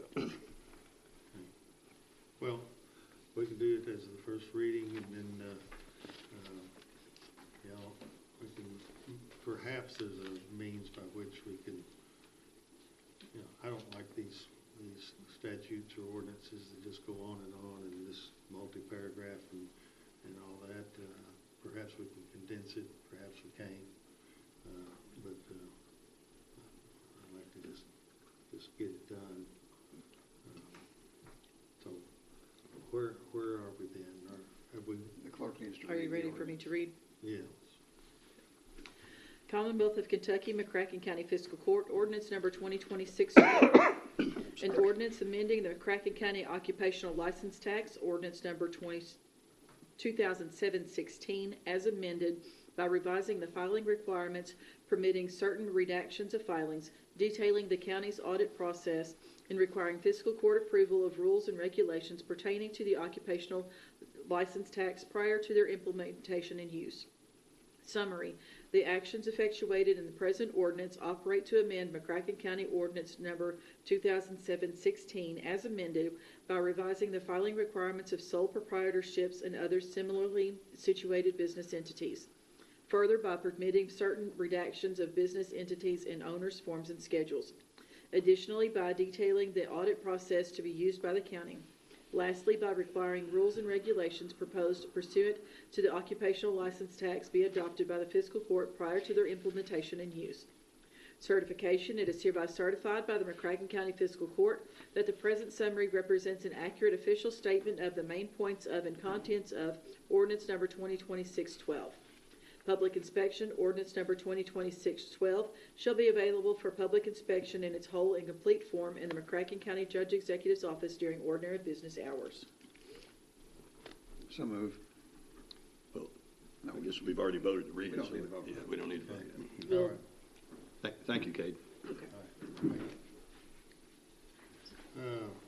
We do have, we're gonna Do you need it for the need minutes? an executive session. Okay. It's- We're gonna take no action. Right. So, we need a motion to go into executive session and upon exiting executive session, then to adjourn without taking any action. So move. That's your motion. Second. What reason are we going into executive session? What is this a pending, what is that? Is that 187? You got it here. Or 810E, or no, yeah. 618101G, specific G. proposal by a business entity where public discussion of subject matter jeopardize the location, retention, expansion, or upgrading of a business entity is permitted by 618101G. Okay. Right. Who was the All in motion? favor, aye. Aye. Opposed, no. So move. All right.